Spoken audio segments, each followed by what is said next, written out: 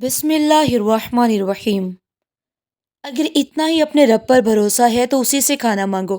سوتیلی ماں کی تلخ آواز میرے کانوں میں زہر کی طرح اتری۔ ان کی آنکھوں میں نفرت کی وہی چنگاریاں تھیں جن سے میں برسوں سے واقف تھی۔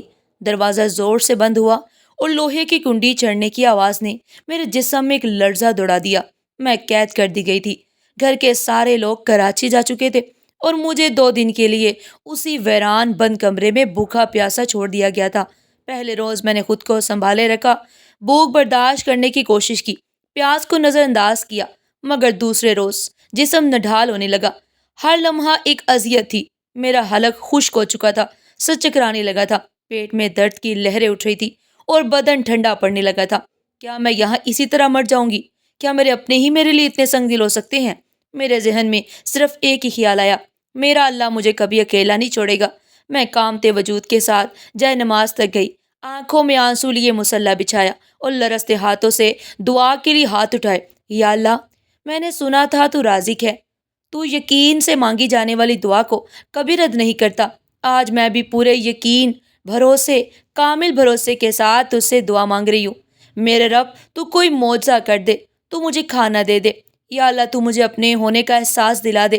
میری آواز سسکیوں میں دب گئی، آنکھیں آنسوؤں سے بھیگ گئی اور میں سجدے میں گر گئی۔ تبھی اچانک کمرے میں تیز بریانی کی خوشبو پھیلنے لگی۔ میرا جسم ایک لمحے کے لیے بے جان ہو گیا۔ یہ کیسے ممکن تھا؟ یہ خوشبو کہاں سے آئی؟ میں نے لرزتے ہوئے سر اٹھایا، آنکھیں حیرت سے پھٹ پڑی۔ میں اماں کی قبر کے کنارے بیٹھی آنسو بہا رہی تھی۔ اماں، تم مجھ کو چھوڑ کر کیوں چلی گئی؟ نرم مٹی میرے ہاتھوں میں تھی، مگر وہ وجود جسے یہ مٹی اپنے اندر سمو چکی تھی، وہی میری دنیا کا سب سے قیمتی انسان تھا۔ اماں کے بنا یہ دنیا اجنبی لگتی تھی، ایک ایسی جگہ جہاں میرے لیے کوئی گوشہ نہیں تھا، کوئی پناہ گاہ نہیں تھی۔ بنش!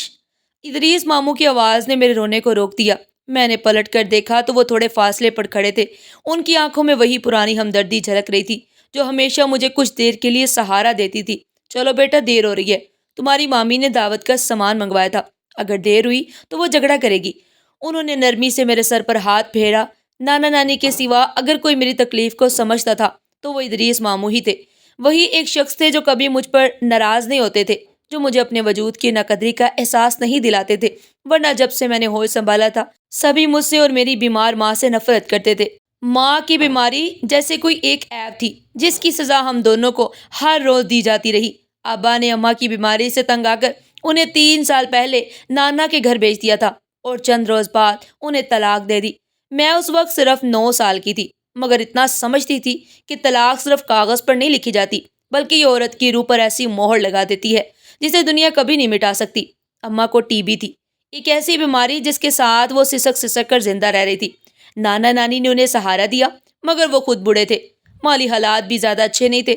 اماں نے 1 سال تک اپنی چاروں بھابھیوں کے سخت رویے سہے، ان کے بچوں کے تمسخر برداشت کیے، مذاق برداشت کیے، ان کی نظریں جھکائیں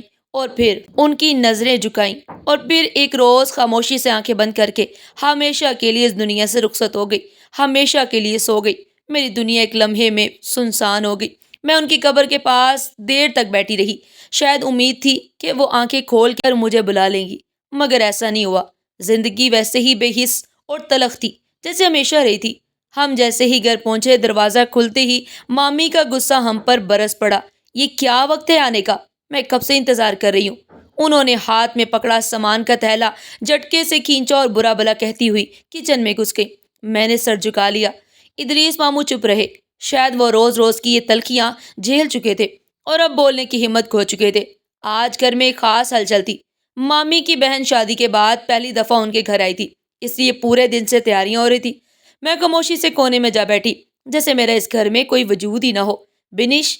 ماموں کی تیز دار آواز نے مجھے چونکا دیا۔ جی؟ میں نے فوراً کھڑے ہو کر ان کی جانب دیکھا۔ یہ کیا بیٹھنے کا وقت ہے؟ جا برتن دو، پھر چولہے پر سالن چڑھا دینا، اور سن، مہمانوں کے سامنے زیادہ گھومنا نہیں، خاموشی سے کام کر کے اندر چلی جانا۔ جی مامی۔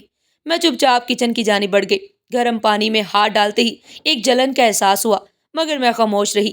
یہ درد، یہ تکلیف، یہ اذیتیں اب میرے لیے معمول کی بات تھی۔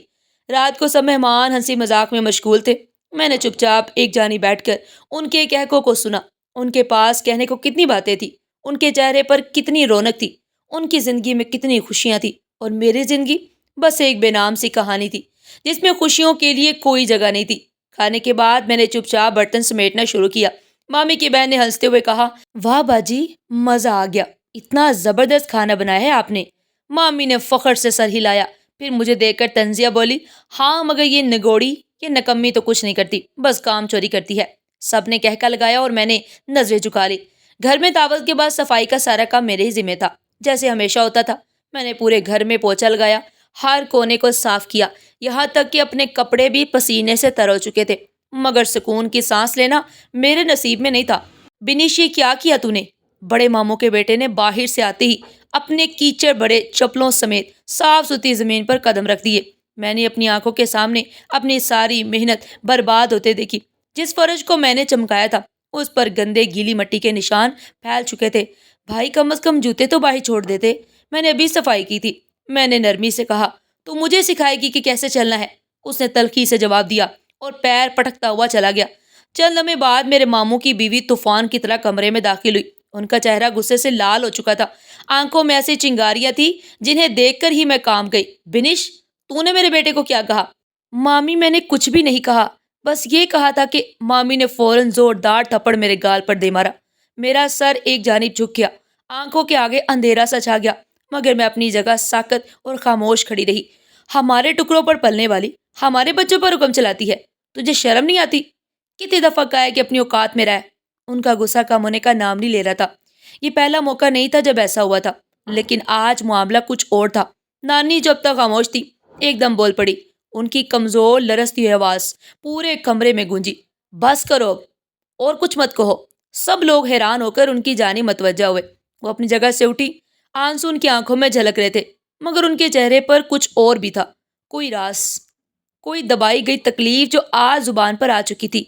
تم سب لوگ جانتے ہو کہ یہ بچی قصوروار نہیں ہے، مگر تم میں سے کسی کو یہ کہنے کی ہمت نہیں ہوئی کہ اصل مجرم کون تھا۔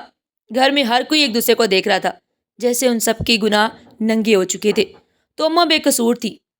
میرے دل میں ایک طوفان اٹھ کھڑا ہوا تھا۔ اب میں اپنی ماں کی طرح خاموش نہیں رہوں گی۔ ایسا لگ رہا تھا جیسے نانی کے الفاظ نے پورے گھر کو جکڑ لیا ہو۔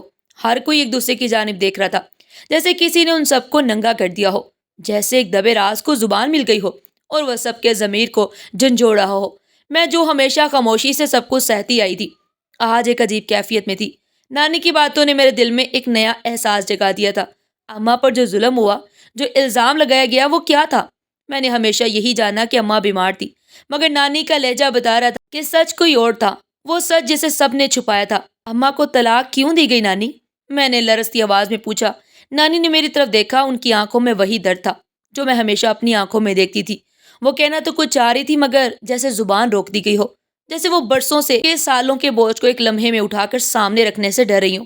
یہ مت پوچھ بیٹی، کچھ سچ انسان کو توڑ دیتے ہیں، نانی نے آہستہ سے کہا۔ مگر میں جاننا چاہتی ہوں نانی، میں نے ضد کی۔ پورا کمرہ ساکت تھا۔ بڑی مامی، چھوٹی مامی، ماموں سب چپ تھے، جیسے وہ بھی جانتے تھے کہ نانی جو کہنے جا رہی ہیں وہ سب کچھ بدل کر رکھ دے گا۔ نانی نے گہرا سانس لیا، پھر آہستہ سے بولی، تمہاری ماں کو بیمار ہونے کی وجہ سے طلاق نہیں ہوئی بنش؟ اس پر ایک الزام لگایا گیا تھا، ایک ایسا الزام جسے لگانے والا بھی جانتا تھا کہ وہ جھوٹ ہے۔ کیا؟ میں نے بے یقینی سے نانی کی جانب دیکھا۔ میں نے بڑی مامی کی جانب دیکھا جو ہمیشہ اماں کو برا بھلا کہتی تھی، جو ہر وقت یہی کہتی تھی کہ اماں کو بیماری کی وجہ سے طلاق دی گئی تھی، مگر آج ان کے چہرے پر ایک عجیب سی ہچکچاہٹ تھی، جیسے وہ خود بھی اپنی کہی ہوئی باتوں پر یقین نہیں کر پا رہی تھی۔ ان کی آنکھوں میں ایک پل کے لیے بے یقینی اور گھبراہٹ نظر آئی، مگر پھر وہ فوراً اپنے غصے کے پیچھے چھپ گئی۔ اماں، اب یہ کیا نئی کہانی لے کر بیٹھ گئی ہیں آپ؟ پرانی باتوں کو چھیڑنے کا کیا فائدہ؟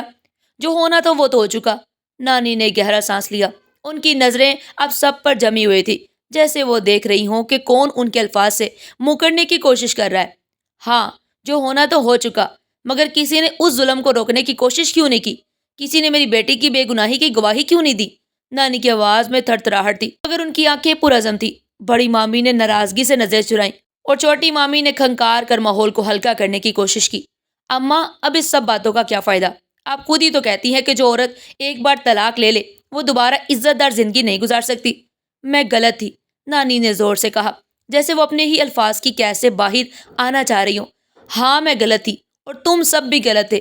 میری بیٹی کو اس کے اپنے شوہر نے دھوکہ دیا، مگر تم سب نے اس ظلم پر آنکھیں بند کر لی، اور اب یہی تم سب لوگ بنش کے ساتھ کر رہے ہو؟ میرے دل میں ایک عجیب سا درد اٹھا۔ کیا میں بھی اماں کی طرح زندگی گزارنے کے لیے بنی تھی؟ کیا میری قسمت میں بھی یہی سب کچھ لکھا تھا؟ کیا میں بھی یوں ہی سب کچھ چپ چاپ سہتی رہوں گی جیسے اماں سہتی رہیں؟ میں اماں کی طرح نہیں بنوں گی۔ نانی، میں نے آہستہ مگر پختہ لہجے میں کہا۔ نانی نے حیرت سے میری جانب دیکھا، جیسے انہیں امید نہیں تھی کہ میں یوں بولوں گی۔ کیا مطلب بنش؟ ادریس ماموں نے حیران ہو کر پوچھا۔ میں نے اپنی آنکھوں میں آتے آنسو صاف کیے اور مضبوط لہجے میں کہا، اب میں چپ نہیں رہوں گی، نہ اپنی زندگی کے بارے میں، نہ اپنے حق کے بارے میں۔ گھر کے ہر فرد کا چہرہ حیرت اور بے یقینی کی تصویر بنا ہوا تھا۔ بڑی مامی کے چہرے پر ناراضگی اور غصہ تھا، مگر اب ان کی آنکھوں میں وہ پرانی تیزی نہیں تھی۔ چھوٹی مامی کچھ کہنے کے لیے منہ کھول کر خاموش ہو گئی۔ نانی نے میرے سر پر ہاتھ رکھا اور آنسو بھری آنکھوں سے بولی، بیٹی، شاید میں تجھے اتنے سالوں تک روک کر غلطی کر رہی تھی۔ جا اپنی زندگی کا فیصلہ خود کر۔ یہ پہلا موقع تھا جب مجھے لگا کہ میری زندگی واقعی میری ہو سکتی ہے۔ اب پورے گھر میں سناٹا تھا، جیسے نانی کے الفاظ نے سب کو چپ کرا دیا ہو۔ میں نے بڑے ماموں کی جانب دیکھا، جو ہمیشہ اماں کو برا بھلا کہتے تھے، مگر آج ان کے چہرے کا رنگ اڑ چکا تھا۔ چھوٹی مامی، جو ہمیشہ مجھے کام کاج میں الجھا کر میری حیثیت کا مذاق اڑاتی تھی، وہ بھی نظر جھکائے بیٹھی تھی۔ کیا انہیں اپنے ظلم کا احساس ہو رہا تھا؟ میرے دل میں ایک عجیب سی بے چینی اٹھ رہی تھی۔ اتنے سالوں سے میں ایک ایسی زندگی گزار رہی تھی جس میں میرے پاس کوئی اختیار ہی نہیں تھا، کوئی رائٹ ہی نہیں تھا۔ میں بس ایک سائے کی طرح تھی جو سب کے رحم و کرم پر زندہ تھی۔ مگر آج پہلی دفعہ لگا کہ شاید اب حالات بدل سکتے ہیں، شاید اب میں اپنی قسمت خود لکھ سکتی ہوں۔ مگر یہ سوچ صرف ایک خوش فہمی تھی۔ اگلے روز شام کو ابو اپنے چہرے پر بیزاری لیے ہمارے ننیال پہنچ چکے تھے۔ ان کا انداز ایسا تھا جیسے وہ مجبوری میں آئے ہوں، جیسے انہیں کوئی زبردستی کہہ رہا ہو کہ مجھے لے جائے۔ میں ان کے ساتھ جانا نہیں چاہتی تھی۔ میں نے بہت منع کیا، کیونکہ پچھلے 3 سالوں میں انہوں نے کبھی پلٹ کر میری خبر گیری نہیں کی۔ کیا میں ان کی بیٹی نہیں تھی؟ اگر تھی تو پھر انہوں نے اماں کے بعد مجھے کبھی اپنے پاس رکھنے کی زحمت کیوں نہیں کی؟ میں نے نانی کی چادر پکڑ لی اور سر ہلا کر کہا، میں نہیں جاؤں گی نانی، مجھے مت بھیجو۔ نانی کی آنکھیں بھی نم تھی، شاید وہ بھی نہیں چاہتی تھی کہ میں جاؤں، مگر ان کے چہرے پر بے بسی تھی۔ ابو کے ساتھ کھڑے ماموں نے نانی کے کان میں کچھ کہا، جس پر نانی نے لمبی سانس لی اور مجھے پیار سے اپنے نزدیک کر کے بولی، بیٹی، میں جانتی ہوں کہ یہ آسان نہیں ہے، مگر تمہیں جانا ہوگا۔ وہ تمہارا اپنا گھر ہے، تمہارے ابا کا گھر۔ میں چاہ کر بھی تمہیں ہمیشہ اپنے پاس نہیں رکھ سکتی، مگر نانی، انہوں نے تو مجھے کبھی بیٹی سمجھا ہی نہیں تھا۔ بنش، دنیا میں ہمیشہ ہر چیز ہمارے مطابق نہیں ہوتی، کچھ چیزیں قسمت کی لکھی ہوتی ہیں اور ہمیں ان کا سامنا کرنا پڑتا ہے۔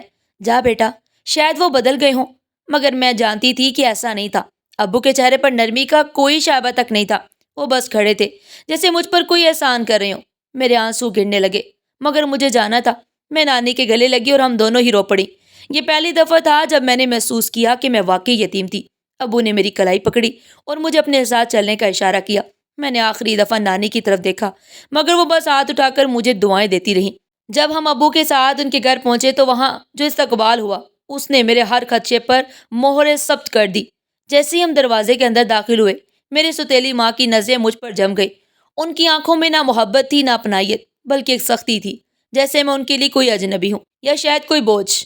بس کر دیا آپ نے، اب لے آئے اسے۔ ان کے الفاظ نے میرا دل کاٹ کر رکھ دیا۔ ابو نے گہرا سانس لیا، جیسے پہلے سے ہی جانتے ہوں کہ یہ سب ہونے والا ہے۔ یہ میری بیٹی ہے، آخر کہاں جاتی؟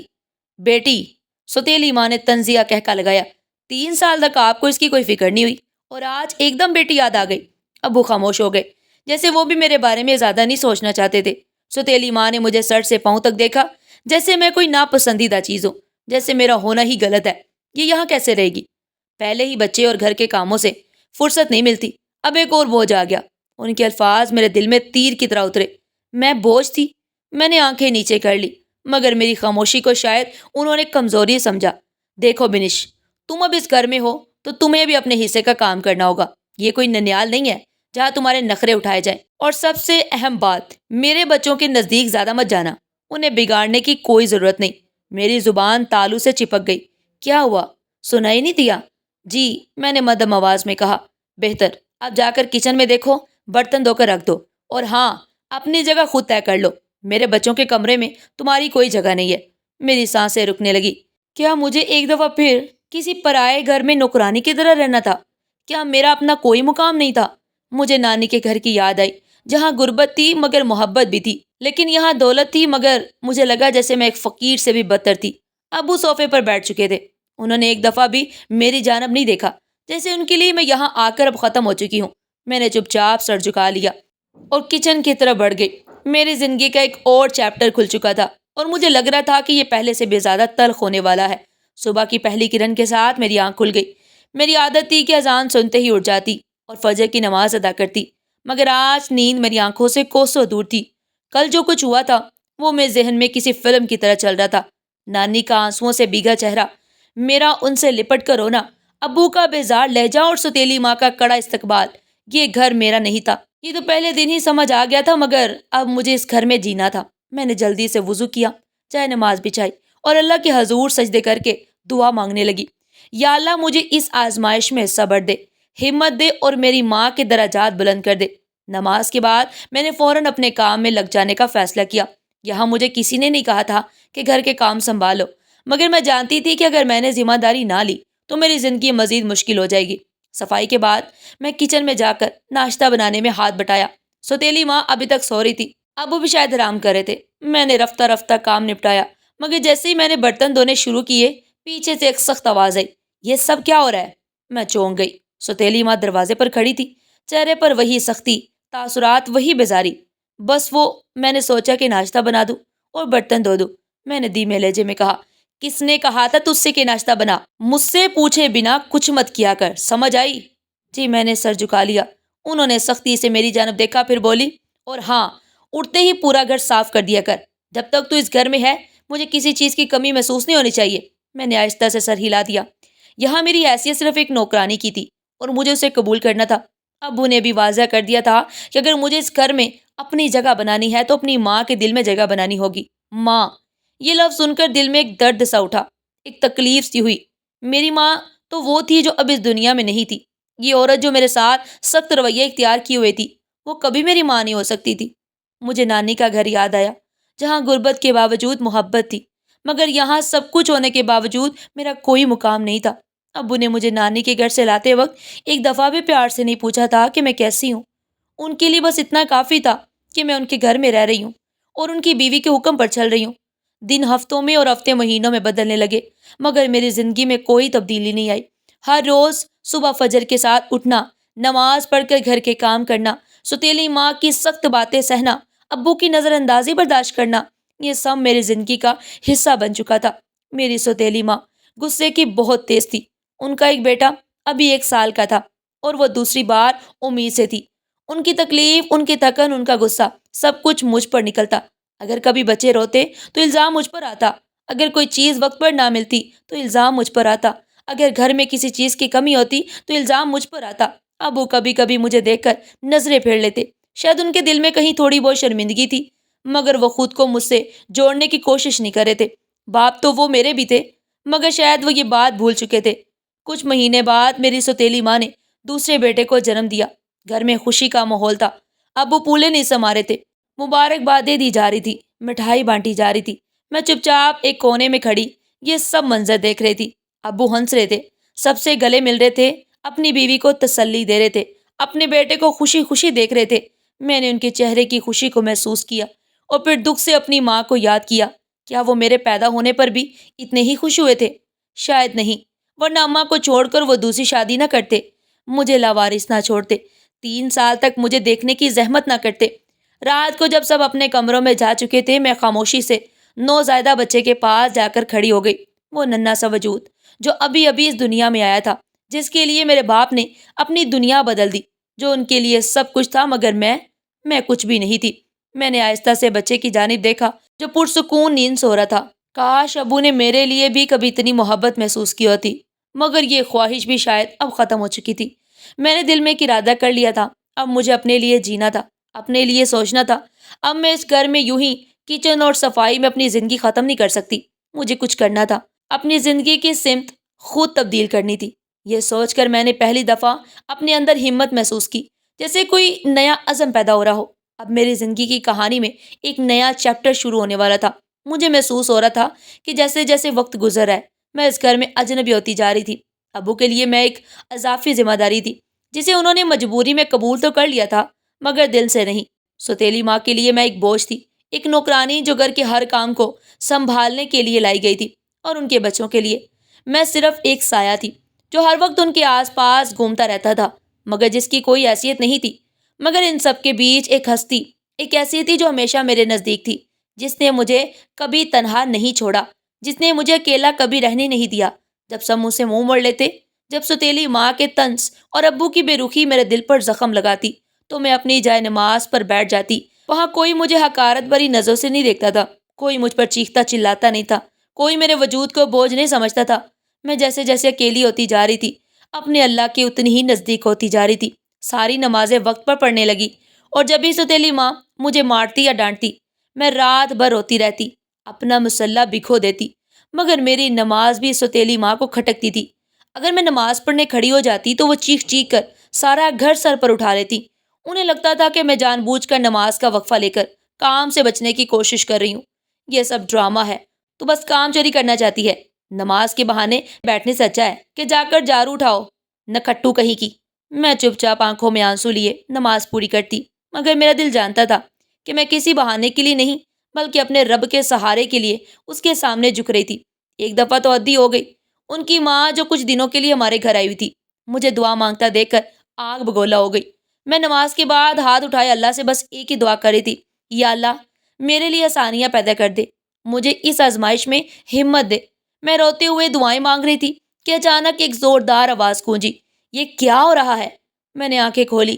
ستیلی نانی میرے سر پر کھڑی تھی، چہرے پر سختی اور نفرت لیے۔ یہ کیوں رو رہی ہے؟ کیا اللہ سے میری بیٹی کے حق میں بد دعا کر رہی ہے؟ میری آنکھیں حیرت سے پھیل گئی۔ نہیں نانی، میں نے گھبرا کر وضاحت دینی چاہی، مگر وہ غصے میں میری بات سننے کو تیار ہی نہیں تھی۔ یہ لڑکی تو بہت ہوشیار ہو گئی ہے، میرے اللہ سے میری بیٹی کے لیے برا مانگ رہی تھی۔ میں دیکھتی ہوں تجھے یہاں کیسے رکھا جاتا ہے۔ انہوں نے طوفان کھڑا کر دیا۔ ستیلی ماں تو پہلے ہی مجھ سے چڑتی تھی، اب اپنی ماں کی بات سن کر ان کے لیے اور آسانی ہو گئی۔ دیکھ لیا ماں، میں نہ کہتی تھی کہ یہ لڑکی ہمارے خلاف سازشیں کر رہی ہے، اب یہ ہمارے لیے بد دعائیں مانگتی ہے۔ مجھے کچھ سمجھ نہیں آیا کہ میں کیا کہوں۔ کیا واقعی میرے آنسو انہیں اتنے خوف زدہ کر گئے تھے؟ مجھے لگا کہ میرا سب سے بڑا سہارا، میری نماز، میرے لیے بھی خطرہ بن گئی ہے۔ میں بہت ڈر گئی تھی۔ میں نے ڈرتے ڈرتے ابو سے کہا کہ وہ مجھے نانی کے گھر واپس بھیج دے، مگر انہوں نے مجھے بری طرح ڈانٹ دیا۔ بنش، یہ کوئی سرائے نہیں ہے جہاں تو آتی جاتی رہے، یہ تیرا گھر ہے اور اب تو کہیں نہیں جائے گی۔ مگر کیا یہ میرا گھر تھا؟ یہاں میرے لیے کوئی محبت نہیں تھی، کوئی اپنائیت نہیں تھی، کوئی اپناپن نہیں تھا، صرف ایک نوکری تھی جو میں صبح سے رات تک پرفارم کرتی تھی۔ مگر پھر بھی مجھ پر شک کیا جاتا۔ اس روز میں رات بھر روتی رہی، میرے دل میں ایک عجیب سا خوف بیٹھ گیا تھا۔ کیا میں یہاں ہمیشہ کے لیے قید ہو چکی تھی؟ کیا نانی کے گھر واپس جانے کا کوئی راستہ نہیں تھا؟ اگلی صبح میری زندگی میں ایک اور طوفان آ گیا۔ ستیلی ماں کی چیخوں نے پورے گھر کو ہلا کر رکھ دیا۔ او میرے خدا، یہ کیا ہو گیا؟ میں چونک کر بستر سے اٹھی۔ باہر سے شور آ رہا تھا، جیسے پورے گھر میں کوئی بہت بڑی بات ہو گئی ہو۔ میری ٹانگیں بوجھل ہونے لگی۔ میں نے دروازہ کھولا اور حال میں قدم رکھا، مگر جو منظر میرے سامنے تھا اس نے میرے پیروں تلے سے زمین کھینچ لی۔ میرے منہ سے بے اختیار سرگوشی نکلی۔ یہ کیسے ہو سکتا ہے؟ ستیلی ماں زمین پر بیٹھی چیخ رہی تھی، چلا رہی تھی۔ ان کا 1 سالہ بیٹا فرش پر بے جان پڑا تھا، جس کے جسم میں کوئی حرکت نہیں تھی۔ ابو اور ستیلی نانی بھی سختے میں کھڑے تھے۔ پورا گھر ایک پل میں ماتم میں بدل چکا تھا۔ میں نے پیچھے ہٹنے کی کوشش کی، مگر ستیلی ماں کی نظریں مجھ پر جم گئی۔ یہ سب تیری وجہ سے ہوا ہے بنش۔ مجھے لگا جیسے کسی نے میرے سینے میں چاقو گھونپ دیا ہو۔ یہ سب تیرے آنسوؤں کی بد دعا کی وجہ سے ہوا ہے۔ میں نے کہا تھا نا کہ تو ہماری بربادی کی دعائیں مانگ رہی ہے۔ دیکھ لیا بدبخت لڑکی، تو منحوس ہے، تو نے میرے بیٹے کو مار دیا۔ میری آنکھوں کے سامنے اندھیرا چھانے لگا۔ میں کچھ نہیں کہہ سکی، میں بس چپ چاپ ان کی باتیں سنتی رہی۔ کیا واقعی یہ سب میری وجہ سے ہوا تھا؟ کیا میرے آنسو واقعی کسی کی موت کی وجہ بن سکتے تھے، یا یہ سب صرف ایک اتفاق تھا؟ مگر ستیلی ماں اور ان کے رشتہ داروں کو اتفاق پر یقین نہیں تھا۔ وہ تو بس ایک قصوروار تلاش کر رہے تھے، اور وہ قصوروار میں بن چکی تھی۔ ابو، میں نے کچھ نہیں کیا، میں نے بد دعا نہیں دی، میں نے ہچکچاتے ہوئے کہا، مگر میرے اپنے ہی والد کی آنکھوں میں میرے لیے نفرت تھی۔ بنش، جا اندر جا، ابھی اس معاملے میں مت بولو۔ ادریس ماموں جو کسی کام سے گھر آئے ہوئے تھے آگے بڑھے اور مجھے اپنے پیچھے کیا، مگر میں جان چکی تھی کہ کچھ بھی کہہ لینا بیکار تھا۔ یہ الزام اب میرے ماتھے پر ہمیشہ کے لیے لگ چکا تھا۔ میں مجرم بن چکی تھی، مگر کیا واقعی میں مجرم تھی؟ گھر کا ماحول سوگوار ہو چکا تھا۔ ستیلی ماں کی چیخو پکار، نانی کی بدحواسیاں اور ابو کی خاموشی نے اس جگہ کو مزید بوجھل بنا دیا تھا۔ میں کمرے کے کونے میں بیٹھی تھی، ذہن میرا خالی تھا، دل میں ایک ڈر تھا، آنکھوں میں آنسو تھے. کیا واقعی میں منحوس تھی؟ یہ سوال میرے دماغ میں کنٹینیوسلی مسلسل گونج رہا تھا. مجھے یاد آیا کہ جب اماں بیمار تھی تب بھی خاندان کے لوگ کہتے تھے کہ میری پیدائش ان کے لیے بدشکونی بنی. جب ابو نے اماں کو طلاق دی تب بھی لوگوں نے مجھے ہی ذمہ دار ٹھہرایا. جب اماں اس دنیا سے رخصت ہو گئی تب بھی لوگ سرگوشیاں کر رہے تھے کہ میں نحوست لے کر آئی تھی. اب جب سوتیلی ماں کا بیٹا دنیا سے چلا گیا تب الزام مجھ پر آیا. میں بس چپ چاپ ہر کسی کی نفرت، ان کے تانے، ان کی بد نظری سہتی رہی، مگر اندر سے میرا دل کانپ رہا تھا. کیا واقعی میرا وجود ہی سب کی بربادی کی وجہ تھا؟ میں نے پوری رات اپنے بستر پر روتے ہوئے گزار دی، لیکن میں نے ہمت نہیں ہاری. اللہ میرا تھا، وہ تو میرا ساتھ کبھی نہیں چھوڑ سکتا تھا. اور پھر اگلی صبح ایک اور آزمائش میری راہ دیکھ رہی تھی. سورج کی پہلی کرن ابھی نکلی بھی نہیں تھی کہ گھر میں اچانک ایک اور ہنگامہ برپا ہو گیا. چیخوں کی آواز نے میری نیند اڑا دی. اللہ رحم، کوئی دیکھے ابو کو کیا ہو گیا. سوتیلی ماں کی پریشان آواز نے مجھے جھنجھوڑ کر رکھ دیا. میں گھبرا کر بستر سے اٹھی اور دوڑتی ہوئی باہر پہنچی. ہمارے ابو پانی کی موٹر چلا رہے تھے. جبھی انہیں لائٹ کا زوردار جھٹکا لگا تھا اور وہ بری طرح تڑپنے لگے تھے. میرے پیروں تلے سے زمین نکل گئی. ابو بجلی کے جھٹکے سے کانپ رہے تھے. ان کی آنکھیں بند ہو رہی تھی، جسم بے جان سا ہوتا جا رہا تھا. پڑوسیوں نے شور سن کر باہر دیکھا. فوراً کوئی موٹر کی جانب لپکا اور اسے بند کر دیا. ابو زمین پر گرے پڑے تھے. ان کا چہرہ سفید ہو چکا تھا. سوتیلی ماں بے بسی سے ان کے پاس بیٹھ کر انہیں ہلانے لگی. اللہ کے واسطے آنکھیں کھولو، کیا ہو گیا تمہیں؟ پورے گھر میں ایک دفعہ پھر قہرا مچ گیا. پڑوسیوں نے فوراً گاڑی نکالی اور ابو کو ہسپتال لے جایا گیا. میں وہیں کھڑی سب کچھ دیکھ رہی تھی. میرے دل میں خوف اور درد کی ایک نئی لہر دوڑ گئی. اگر ابو کو کچھ ہو گیا تو، اگر میری زندگی کا وہ سہارا بھی ختم ہو گیا تو. سوتیلی ماں میری جانب مڑی. ان کی آنکھوں میں وہی وحشت تھی جو کل میں دیکھ چکی تھی. دیکھا، میں نے کہا تھا نا کہ تم منحوس ہے. پہلے میرا بیٹا گیا، اب اس کے باپ کو بھی لے جا رہی ہے. ان کی آواز میں غصہ، نفرت اور بے بسی سب کچھ تھا. انہوں نے مجھے دھکا دے کر پیچھے کیا اور چیخنے لگی، یہ سب تیرے منحوس سائے کی وجہ سے ہو رہا ہے. تو ہمارے لیے عذاب بن کر آئی ہے. ان کے الفاظ مجھے تلوار کی طرح کاٹ رہے تھے، مگر میں خاموش رہی. میں نے کچھ نہیں کہا، بس اندر جا کر جے نماز بچھائی اور اللہ کے حضور جھک گئی. یا اللہ، میں نے کسی کا کچھ نہیں بگاڑا، مجھے اس آزمائش میں صبر دے، ہمت دے، میرے ابو کو بچا لے. میں نے اتنے آنسو بہائے کہ مصلی بھیگ گیا. میرا اللہ مجھ سے دور نہیں تھا. میں جانتی تھی کہ وہ میری دعا ضرور سنے گا. کچھ گھنٹے گزرے، گھر پر بس خاموشی تھی. ہر کوئی بے چین تھا. پھر اچانک دروازہ کھلا اور ماموں ہانپتے ہوئے اندر آئے. بنش، تمہاری دعا قبول ہو گئی. میرے دل کی دھڑکن ایک پل کے لیے رک گئی. ابو کو ہوش آ گیا ہے. میں نے ایک دفعہ پھر شکرانے کا سجدہ کیا. میری آنکھوں سے آنسو جاری ہو گئے، مگر یہ آنسو تکلیف کے نہیں، شکر کے تھے. میں نے روتے ہوئے اپنے اللہ کا شکر ادا کیا کہ اس نے میری فریاد سن لی. ہسپتال سے ابو کے ہوش میں آنے کی خبر آئی تو گھر میں عجیب سی خاموشی چھا گئی. سوتیلی ماں نے مجھ پر جو الزام لگایا تھا وہ شاید خود بھی اس پر اب یقین نہیں کر رہی تھی. میں ان کے قریب گئی اور آہستہ سے کہا، امی، میں نے اپنے ابو کے لیے بھی دعا کی تھی. میرا اللہ میری دعا سنتا ہے، میں کسی کے لیے بد دعا نہیں کرتی. سوتیلی ماں نے کوئی جواب نہیں دیا، وہ بس چپ ہو گئی. چند روز بعد ابو ہسپتال سے گھر آ گئے. وہ پہلے کی طرح مضبوط تو نہیں تھے، مگر کم از کم صحت مند تھے. ان کے ساتھ پیش آنے والا حادثہ جیسے سب کے ذہنوں میں ایک سبق چھوڑ گیا تھا. سوتیلی ماں اب بھی مجھ سے محبت نہیں کرتی تھی، مگر انہوں نے مجھے منحوس کہہ کر تانے دینا بند کر دیا تھا. وہ جو پہلے میری ہر نماز اور ہر دعا کو شک کی نظر سے دیکھتی تھی، اب جب میں دعا کے لیے ہاتھ اٹھاتی تو خاموش ہو جاتی تھی. شاید وہ اب سمجھ چکی تھی کہ اللہ کسی کی سچائی اور نیت سے واقف ہوتا ہے.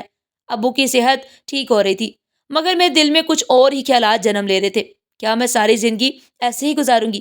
کیا میرا وجود صرف صفائی برتن اور بد دعاؤں کے تانوں کے لیے ہے؟ نہیں، مجھے کچھ کرنا تھا، اپنی زندگی بدلنی تھی. یہ حادثہ میرے لیے ایک نشانی تھی کہ میں یوں ہی سب کچھ سہنے کے لیے پیدا نہیں ہوئی تھی. میں بھی کچھ بن سکتی تھی، اپنی پہچان بنا سکتی تھی. اللہ نے میری دعا سنی تھی، مگر اب مجھے اپنی تقدیر خود لکھنی تھی. اور میں نے دل میں فیصلہ کر لیا تھا، اب میں اپنی زندگی کی نئی راہ پر چلوں گی. ابو کے حادثے کو کئی مہینے گزر چکے تھے. ان کی طبیعت اب پہلے سے بہتر تھی، مگر وہ پہلے جیسے نہیں رہے تھے. بجلی کے جھٹکے نے ان کے جسم کو کمزور کر دیا تھا، اور سب سے بڑی تکلیف یہ تھی کہ ان کا ایک بازو کوہنی کے قریب سے کاٹنا پڑا تھا. یہ حادثہ ان کے لیے ایک بہت بڑا صدمہ تھا، مگر اس کے بعد ان کا رویہ مجھ سے بدلنے لگا. پہلی دفعہ مجھے محسوس ہوا کہ وہ مجھے اپنی بیٹی سمجھنے لگے ہیں. پہلے وہ مجھ سے بیزاری سے بات کرتے تھے، میری جانب دیکھنا بھی گوارا نہیں کرتے تھے، مگر اب وہ کبھی کبھار مجھ سے نرمی سے بات کر لیتے، میں انہیں دوائی دیتی تو خاموشی سے لے لیتے، میں ان کے لیے کھانے میں مدد کرتی تو وہ مجھے روکنے کی بجائے خاموش رہتے۔ یہ سب میرے لیے نیا تھا، مگر میں نے اللہ کا شکر ادا کیا۔ اس دوران نانی سے بھی 2 دفعہ بات ہوئی تھی۔ وہ ہمیشہ کہتی، بیٹی ہمت نہ ہارنا، اللہ ہمیشہ سچ کا ساتھ دیتا ہے۔ ان کی باتیں میرے لیے تسلی کا باعث ہوتی، مگر سوتیلی ماں کا رویہ نہیں بدلا تھا، بلکہ جیسے جیسے میں بڑی ہو رہی تھی ان کے دل میں میرے لیے نفرت مزید بڑھتی جا رہی تھی۔ پہلے میں ان کی ہر بات پر چپ کر جاتی تھی، ہر الزام سہ لیتی تھی، مگر اب ایسا نہیں تھا۔ جب بھی وہ مجھے کچھ کہتی میں فوراً جواب دیتی، میرا اللہ سب دیکھ رہا ہے، وہ کبھی میرے ساتھ غلط نہیں ہونے دے گا۔ یہ جملہ جیسے میری ڈھال بن گیا تھا۔ جب بھی وہ مجھ پر ظلم کرتی، جب بھی مجھے بے وجہ مارتی، جب بھی مجھے بے قصور ٹھہراتی، میں یہی کہتی کہ اللہ دیکھ رہا ہے۔ یہ سن کر وہ سخت چڑ جاتی، ان کا غصہ اور بڑھ جاتا، مگر میں اب مزید نہیں ڈرتی تھی۔ اب میں جان چکی تھی کہ اگر میرا کوئی سہارا ہے تو وہ صرف اللہ ہے، اور مجھے کبھی اکیلا نہیں چھوڑے گا۔ اور پھر ایک روز ایسا ہوا کہ میری اس بات پر مجھے پھر سے سزا ملی۔ میرے چھوٹے سوتیلے بھائی کی عمر اب 9 سال ہو چکی تھی۔ وہ لاڈلا تھا، ہر کسی کی آنکھ کا تارا، خاص طور پر اپنی ماں کا۔ اس روز وہ گلی میں سائیکل چلا رہا تھا کہ اچانک تیزی سے مڑا اور کنٹرول نہ کر سکا۔ سائیکل لڑکھڑائی اور وہ زمین پر جا گرا۔ میں فوراً اس کی جانب بھاگی اور اسے اٹھایا۔ اس کے گھٹنے چھل گئے تھے، ہلکی سی خراشی آئی تھی، مگر کوئی بڑی چوٹ نہیں لگی تھی۔ میں نے نرمی سے اس کے کندھے پر ہاتھ رکھا اور تسلی دی، کوئی بات نہیں، اللہ کی مرضی تھی، زیادہ نقصان نہیں ہوا، شکر ہے کہ بھائی بچت ہو گئی۔ یہ بات سننا تھا کہ پیچھے سے ایک تیز آواز گونجی، کیا کہا تو نے؟ میں نے سر اٹھا کر دیکھا، سوتیلی ماں غصے میں بری کھڑی تھی۔ کیا مطلب ہے تیرا کہ اللہ کی مرضی تھی؟ تو کہنا چاہتی کہ اللہ نے میرے بیٹے کو گرا دیا؟ تو یہ کہنا چاہتی ہے کہ یہ حادثہ اللہ نے کیا؟ میں نے حیرت سے انہیں دیکھا۔ امی میرا یہ مطلب نہیں تھا، میں تو بس شکر ادا کر رہی تھی کہ زیادہ چوٹ نہیں آئی۔ چپ کر! اور پھر ایک زوردار تھپڑ میرے چہرے پر دے مارا۔ میرے کانوں میں سائیں سائیں ہونے لگی، میرا گال جلنے لگا۔ اب بول کہ اللہ کی مرضی تھی، بول اب! وہ چیخ رہی تھی، میں حیرت سے انہیں دیکھ رہی تھی۔ میری آنکھوں میں آنسو آ گئے، مگر میں نے کچھ نہیں کہا۔ میں بس چپ چاپ وہاں سے ہٹ گئی، اندر جا کر اپنے کمرے میں بند ہو گئی اور خاموشی سے رونے لگی۔ کیا اللہ کا نام لینا بھی جرم تھا؟ کیا میں اس گھر میں سانسیں بھی نہیں لے سکتی تھی؟ میں نے جائے نماز بچھائی اور اللہ کے حضور سجدے میں گر گئی۔ یا اللہ، میں نے کیا غلط کہا تھا؟ میں نے تو بس تیرا شکر ادا کیا تھا، مگر پھر بھی مجھے مار پڑی۔ میرے آنسو رکنے کا نام نہیں لے رہے تھے۔ یا اللہ، اگر میرا کوئی سہارا ہے تو بس تو ہے، مجھے صبر دے، ہمت دے، اور اس آزمائش میں میرے ساتھ رہ۔ میں نے وہی الفاظ دہرائے جو ہمیشہ میرے دل کو سکون دیتے تھے، اللہ سب دیکھ رہا ہے، اور مجھے یقین تھا کہ میرا اللہ میرے ساتھ ہے۔ اس واقعے کے بعد میرے اور سوتیلی ماں کے درمیان مزید تلخی بڑھ گئی تھی۔ اب میں گھر میں بس ایک خاموش سایہ بن گئی تھی، کام کرتی تھی، سنتی تھی اور سہتی تھی، برداشت کرتی تھی، مگر کچھ نہیں کہتی تھی۔ ابو نے 1-2 دفعہ مجھ سے پوچھا، بنش سب ٹھیک ہے؟ میں نے ہلکی مسکراہٹ کے ساتھ جواب دیا، جی سب ٹھیک ہے ابو۔ مگر سب ٹھیک نہیں تھا، یہ زندگی کسی قید سے کم نہیں تھی، اور مجھے اس قید سے آزاد ہونا تھا، مجھے اس قید سے نکلنا تھا۔ یہ زندگی ایک نہ ختم ہونے والا امتحان بن چکی تھی، اور مجھے اس آزمائش سے نکلنے کا راستہ تلاش کرنا تھا۔ اب میں سمجھ چکی تھی کہ خاموشی میری پناہ نہیں، بلکہ میری قید بن چکی ہے۔ اب وقت آ گیا ہے کہ میں اپنے قدموں پر کھڑی ہوں، اپنی قسمت خود لکھوں۔ اب میں صرف گزارا نہیں، بلکہ اپنی زندگی جینے کے لیے آگے بڑھوں گی۔ ابو کی دکان میں آگ لگنے کی خبر جیسے ہی گھر پہنچی، ہر جانب ہنگامہ مچ گیا۔ سوتیلی ماں نے بینڈ ڈال دیے، ان کی چیخو پکار نے گھر کو ماتم بنا دیا۔ ابو کا چہرہ سفید پڑ چکا تھا، آنکھوں میں بے یقینی تھی، جیسے وہ ابھی تک حقیقت کو قبول نہیں کر پا رہے تھے۔ سب کچھ ختم ہو گیا۔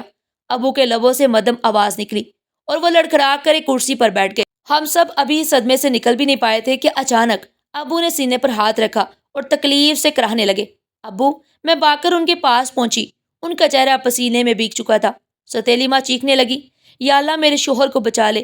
ماموں نے جلدی سے گاڑی نکالی اور ابو کو ہسپتال لے جایا گیا۔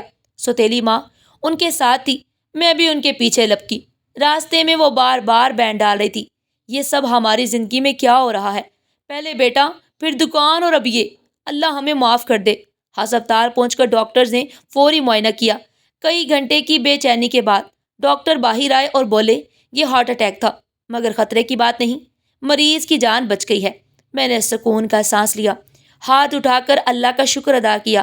الحمدللہ۔ ابو ہوش میں آئے تو میں ان کے نزدیک جا کر بولی، ابو پریشان مت ہو، اللہ جو کرتا ہے اس میں بھی کوئی بہتری ہوتی ہے۔ میرے الفاظ ابھی مکمل بھی نہیں ہوئے تھے کہ پیچھے سے سوتیلی ماں چیختے ہوئے بولی، یہ کیا کہہ رہی ہے؟ تجھے ہر مصیبت میں اللہ کی بہتری ہی کیوں نظر آتی ہے؟ پہلے میرا بیٹا گیا، پھر دکان، اور اب میرے شوہر کو ہسپتال پہنچا دیا۔ میں حیرت سے انہیں دیکھ رہی تھی۔ امی، میں نے کچھ غلط نہیں کہا، میں تو بس صبر کی تلقین کر رہی تھی۔ چپ کر، تو اپنی زبان بند نہیں رکھ سکتی؟ ہر وقت اللہ اللہ کرنا، دعائیں مانگنا، یہی سب کر کے تو نے ہمارے گھر پر نحوست ڈال دی ہے۔ میں خاموشی سے ابو کی جانب دیکھنے لگی، مگر وہ اس وقت اتنے کمزور تھے کہ بول بھی نہ سکے۔ میں نے دل میں کہا، یا اللہ، میں نے تو ہمیشہ سب کی بھلائی کے لیے دعا کی، پھر یہ سب میرے خلاف کیوں ہو رہا ہے؟ گھر کے حالات اب پہلے سے بھی زیادہ خراب ہو چکے تھے۔ دکان جل جانے کے بعد ابو مالی طور پر بہت کمزور ہو گئے تھے، قرض بڑھتا جا رہا تھا، گھر کے اخراجات پورے کرنا مشکل ہو رہا تھا۔ ایسے میں سوتیلی ماں کے بھائیوں نے مشورہ دیا کہ یہ مکان بیچ کر پیسے کاروبار میں لگا دیے جائے، یہی سب سے بہتر حل ہے۔ ان کے بڑے بھائی نے کہا، یہ مکان بیچ دو، ابو کو دوبارہ کاروبار میں کھڑا کرنے کا موقع ملے گا۔ سوتیلی ماں کو یہ بات فوراً بھا گئی۔ وہ ابو کے پاس گئی اور بولی، یہ مکان بیچ دیتے ہیں، ہمیں کہیں نہ کہیں کرائے کا گھر مل ہی جائے گا، مگر کم از کم کاروبار پھر سے شروع ہو جائے گا۔ ابو گہری سوچ میں پڑ گئے۔ میں نے یہ بات سنی تو دل کانپ گیا۔ یہ مکان بیچ دیا گیا تو ہم کہاں جائیں گے؟ میں نے موقع دے کر چپکے سے ابو کے پاس جا کر کہا، ابو، یہ مکان بیچنا ٹھیک نہیں ہوگا، کاروبار دوبارہ بنایا جا سکتا ہے، مگر چھت ایک دفعہ ہاتھ سے نکل گئی تو شاید پھر کبھی نہ بنے۔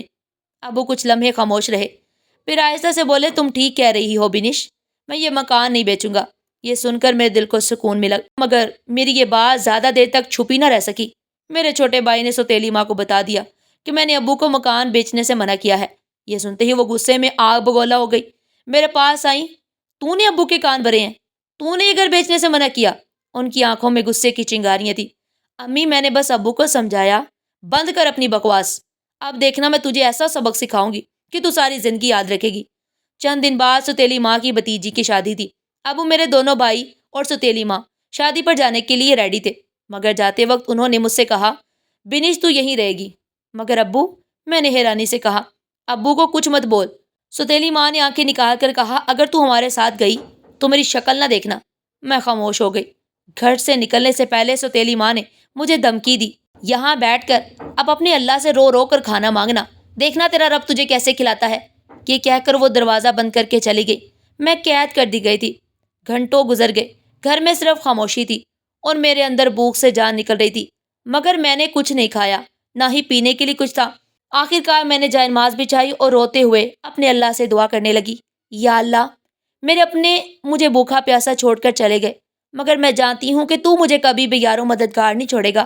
میں سجدے میں گر کر دعا مانگ رہی تھی کہ اچانک دروازہ کھلنے کی آواز آئی۔ میرے جسم میں خوف کی لہر دوڑ گئی، مجھے لگا جیسے کوئی انہونی ہونے والی ہے، مگر اچانک کمرے میں بریانی کی تیز خوشبو پھیل گئی۔ میں نے ڈر اور حیرانی سے سر اٹھایا تو سامنے ابو کھڑے تھے۔ ان کے چہرے پر دکھ اور پچھتاوے کے آثار صاف دکھائی دے رہے تھے۔ ابو، میری آواز کانپ رہی تھی، بنش میری بچی۔ ابو آگے بڑھے اور مجھے گلے لگا لیا، ان کی آنکھوں سے آنسو بہ رہے تھے۔ ابو، آپ واپس کیوں آ گئے؟ تیرے چھوٹے بھائی نے مجھے سب بتا دیا، مجھے احساس ہو گیا ہے کہ میں نے اپنی سگی بیٹی کے ساتھ کیسا ظلم کیا ہے۔ ابو رو رہے تھے، اور میں آج کے بعد کسی کو تمہارے ساتھ زیادتی کرنے نہیں دوں گا، انہوں نے سخت لہجے میں کہا۔ اس روز مجھے یقین ہو گیا کہ اللہ ہر چیز پر قادر ہے۔ ناظرین، آپ کو آج کی ہماری یہ کہانی کیسی لگی؟ کمنٹ باکس میں اپنی قیمتی رائے کا اظہار ضرور کیجیے گا، اور اگر ویڈیو اچھی لگی ہو تو زیادہ سے زیادہ اپنے دوستوں میں شیئر کریں، لائک کریں، اور چینل کے ساتھ جڑے رہنے کے لیے سبسکرائب کرنا مت بھولیے گا۔ شکریہ، اللہ حافظ۔